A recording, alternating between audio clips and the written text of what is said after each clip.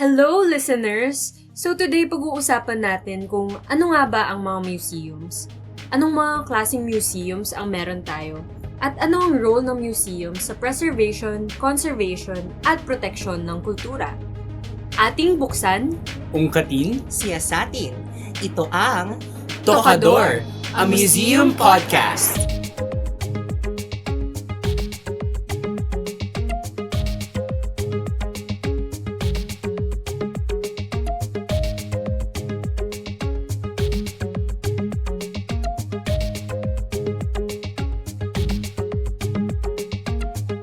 Hello again, everyone! I'm Bea at ako ang facilitator for today's episode of Tokador. I'm here with... Hello everyone, I am Jim. And... Ayan. Hi everyone, I'm Ja. So, ayun nga. Bakit nga ba Tokador yung napili nating name for this podcast? Tokador, di ba yun yung may mirror? Yes, vanity mirror. Tapos Yeah. may lalagyan siya sa gilid. Yeah. Tapos may tabletop na pwedeng lagyan ng kahit anong gamit, right? Yun yung exactly. That's like what Tokador is. Pero I think the real question is, why Anong is it the connection title? niya? Yes. Yun, anong connection, di ba?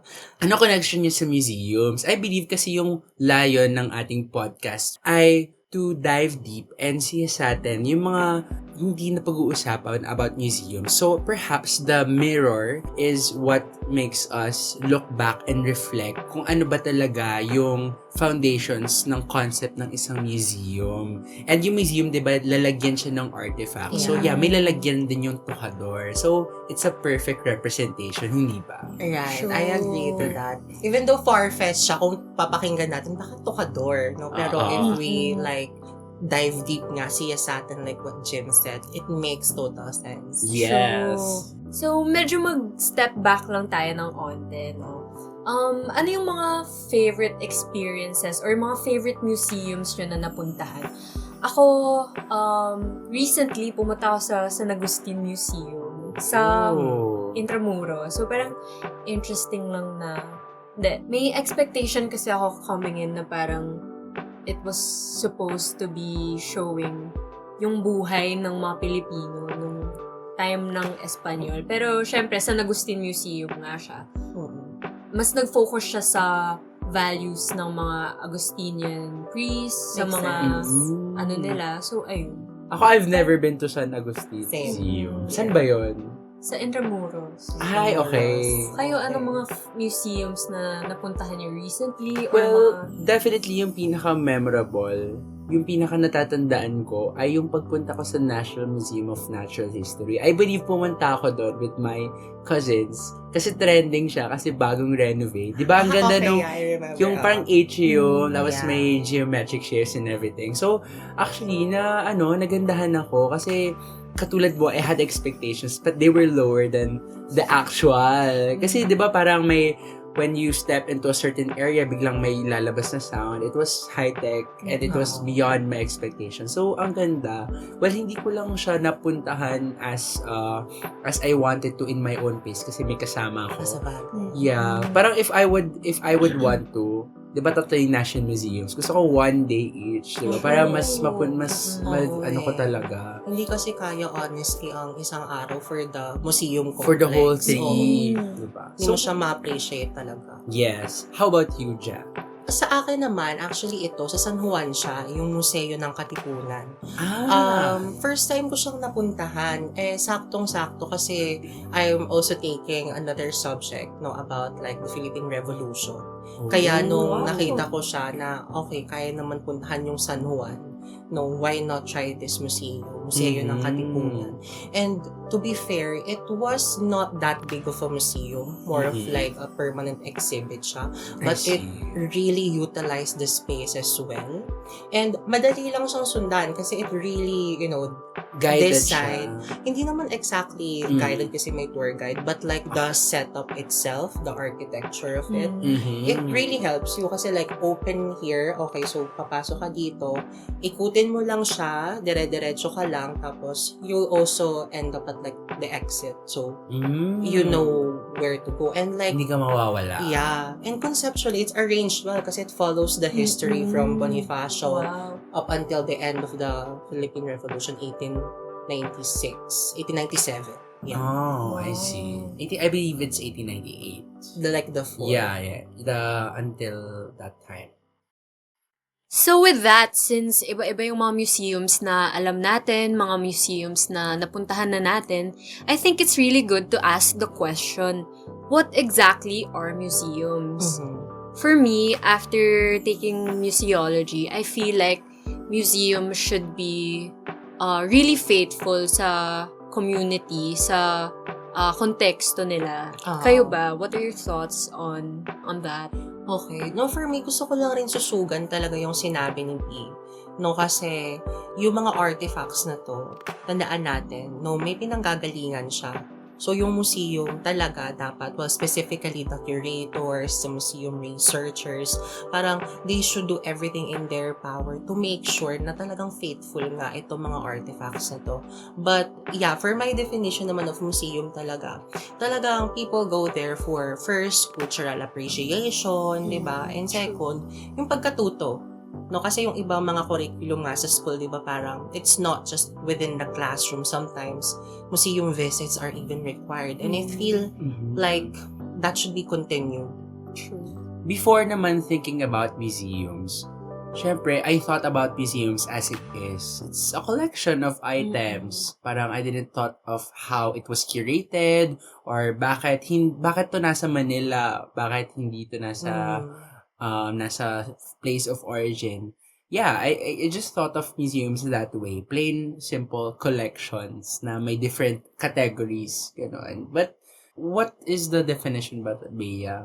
So, ayun nga, yung definition of a museum, galing to sa ICOM. Okay. A museum is a not-for-profit, permanent institution in the service of society that researches, collects, conserves, interprets, and exhibits tangible and intangible heritage. It is open to the public, accessible and inclusive. Museums foster diversity and sustainability. They operate and communicate ethically, professionally, and with the participation of communities, offering varied experiences for education, enjoyment, reflection, and knowledge sharing. So, sobrang packed ng definition na yun. It is. There's a talaga. lot to unpack there. Diba? True. Talaga, di ba? Kaya dyan napapasok yung pagbubukas nga natin. True. Ito sa Tokador episode. Pagsiyasa. Di ba? Tama. Swak na swak talaga. Encompassing talaga tong institutional definition na to. And for me, no, I feel like it's also a vision. Yes. No, hindi lang It's an talaga siya ideal. definition. Totoo. Yeah, because this is exactly what museums should be. But again, But alam naman most, natin. if not all. Right. Parang walang museum na True. nag-fit Talaga. sa definition na yan. Oo. Very ideal kasi. Pero it's nice to have a vision nga, di ba? So, ayun na nga, nabigay na yung definition of a museum. I think it's now the time Exactly. to identify kung ano nga ba yung mga museums na available out there. What kinds of museums do we have? Well, yung binanggit ko kanina, natural history. Oo. Ang dami, di ba? True. Sa akin naman, ay historical museum yun kasi tungkol siya sa Katipunan, Philippine Revolution. Fine diba? arts. Arts. Or art museum. Arts. Yeah, we Oo. have Vargas Museum dito. Ayun, sa UP. And National Museum of Fine Arts. Diba? Ateneo Art Gallery. Even its gallery museum daw siya, True. diba? Oo. Feel ko nga patok na patok yung mga art museums specifically sa mga, sa mga couples na Yeah, nag-date. Oo, dates, diba usually? Pinto Art Museum. Ay, Ako, oo. yeah. Di I ba haven't been napunta there. doon? Yeah, me Ayun, too. same. Pero it's... Wait, totoo ba? You haven't? I haven't been there. Okay, so I got the opportunity to visit it with some friends from UP din. Okay. No, last year. And ang naaalala ko lang talaga, it's very vast. Oh. Marami talaga siyang pasikot-sikot. And it's not just like a compartment, hindi lang siya kwarto. Oh. Talagang, I think there are only like 2-3 exhibits na nasa loob ng kwarto, ng bahay, parang structure. Pero yung iba talagang it's open. Oh, So, that's it's an interesting museum talaga. Mm. Pero, go there siguro kapag hindi direct yung araw kasi, May nakakapagod. mainit. Oo. Yes. Yes. Sikat kasi siya, kaya naisip kong banggitin. Yeah. So, aside from art museum, Science Science Museum. Museum. Yeah, I remember Science Discovery. May mga ganun before, Exactly. di ba? Oo. Sa And MOA, I believe. Yeah, True. tama, Before. sa MOA yun. And Ay, oo more nga. interactive I to, remember. usually. Oo. Mind Museum ngayon, di ba? Does that really count as a museum? Actually, yeah, good question. Para, kasi museums, di ba, should have permanent exhibits at least. And Oo. not for profit. Well, that's an ideal. Pero I believe meron silang exhibits pero sa taas. Parang may something na damit doon or parang invention-ish. Pero it's not really a big part of the quote-unquote museum. Kumbaga sa kino-consider nating institutional definition ng museums, parang it's not checking Yeah. It's most more of of the a, boxes. ano yun? The Mind Museum. The Mind Museum is yeah. more of an experience rather than, Okay. But yeah, from like what you said nga, Jim, I think museums should also bank on that. Like the experience talaga. Kasi talagang kapag, you're not just kumbaga visiting you're experiencing the True. museum. And I feel like if museums do that more, mas contextualized. exactly. At saka magsistick siya. True. Mas kumbaga mas swak siya for learning. Totoo. Ayun. Totoo. Speaking of historical museums, sa binanggit mo kanina, Mm-mm. I went to Museo ng Bantayog sa Bantayog ng mga Bayanis. Oh, I near haven't. Centris. Mm-mm. So, it's basically a museum para sa mga experiences nung martial law before, Relevant. during, and after, di ba? So, actually, it was very comprehensive. Though medyo may discrepancies lang sa categorizations, but it was comprehensive and it's Right. nice for everyone to go there. Siguro lang, kung may idadagdag sana, the experience or parang pwedeng may videos or may audios. Kasi I remember a museum sa Germany, parang in terms of Holocaust, meron sila yung inaapakan para magtunog. Like the chains. Yes, the Ganon. chains, diba? Oo. So, mas experiential. I guess, yeah, True, that's a great diba? idea. Really, iba talaga kasi usually 'di ba kapag museums, okay, it's just like the visual thing. Visual. But the thing is, once museums get into like really, touching our different senses, it really sticks. And Yes. iba talaga That's a kapag really good sensorial, point. Oo. kumbaga. Tama. We forgot one thing pa. Ethnographic museums. Ayun, okay. Right. Well, first example, National Museum of Anthropology. Ah, right? So, with their exhibits ng, ano ba yung pinaka-memorable doon? I believe Manunggul Jar. Yun, Yeah. jar. And the other potteries and inscripted artifacts yun. So, Yun, ano pa ba? sure. Marami. If I remember correctly, there is this one exhibit there about, like, I think fabrics. Oh, Talaga yun. yeah. Ethnographic din yun, no? Pero, siguro, just for our listeners, no, ethnographic kasi, for example, meron tayong isang community Na pinuntahan. na pinuntahan, and meron silang, kumbaga, material culture na ginagamit, like fabrics, pottery. Yun, that could count as ethnographic. No? And Yeah. marami kayo makikita doon sa museum na sinabi ni Jem na yung Museum of Anthropology ng NATMO Complex. I also remember Ganduyan Museum from Sagada. Oh, when we went share. Yes, for our field school. Kasi, tawag dito, Ganduyan is the original name of Sagada, if I remember correctly. Tapos, it's a private museum/collection. Oh, Kasi nagka-problema sila interesting. sa institutions. Okay. Yes. So, yeah, I believe it will count as a ethnographic museum kasi puro artifacts of Cordilleran culture. So, may kalasag, may mga different potteries, may textile and fabric doon. So, yeah, marami na tayo nabanggit, diba? True. Yeah. Na-mention na Art. natin yung art, science museums, national history. Yeah, historical. Visual. Ayan. Ayun. Ethnographic. So, di naman it goes without saying, pero parang ganun na rin na dahil may iba't ibang klase ng museums, Yep. may iba't ibang purposes din yung mga museums. Definitely. Yes. So, off the top of my head, ang unang purpose na naiisip ko ay for entertainment, for leisure. Yes, tama. Para mag-relax, yun nga na-mention kanina yung nakikipag-date sa museum. So, parang anong ideal date mo? Museum Museum. date. Diba? Diba? Kaya nga, diba, yung break ng museums ay Monday to cater to people true. sa Oo. weekends. Yeah. Makes total sense. Saturday and Sunday. Most of the museums. Instagram din, diba? To post pictures on Instagram, right? True. Kasi it's a very aesthetic place naman talaga. Museums, most of them. So, ayun nga, isa nga yun sa purpose ng museum, yung pagpapakita at pag-showcase ng, yun nga, aesthetic, ng beauty. So, ano pa ba? Ano pa nga ba yung ibang purpose ng museum other than that? Definitely, we need to couple that aesthetic value with educational and True. informational value. Tama. No, Parang kasi- yun yung main. Exactly. 'Di ba kasi parang hindi lang naman tayo nagpupunta doon Totoo. just to spend time with our loved ones, kuno. Pero we're also there to learn what Yes. these materials are for, para saan ba tong painting na to, saan ba siya nanggaling, ganun. Kung painting man yung pinag-uusapan, 'di ba?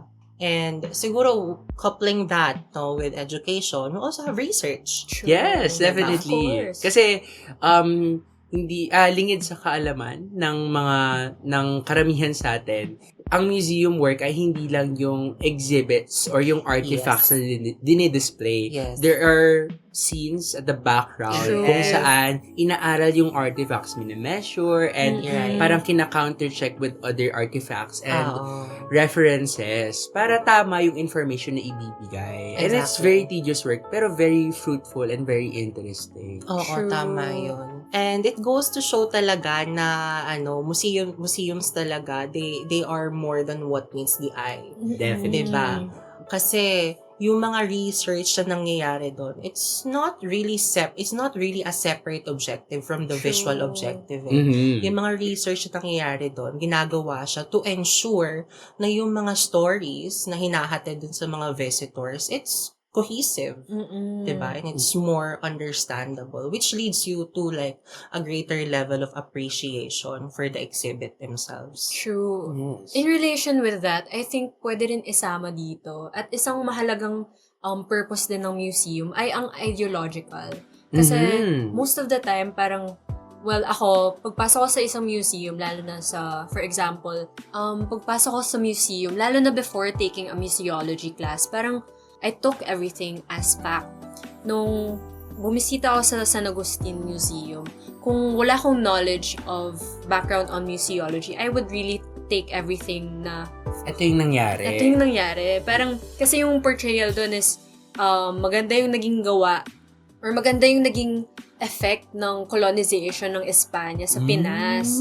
When in fact, Of course, So, we know na true. hindi talaga. yun. So, parang, isa rin yun sa purpose ng museum, yung paghahatid ng isang idea, paghahatid ng Right. storya.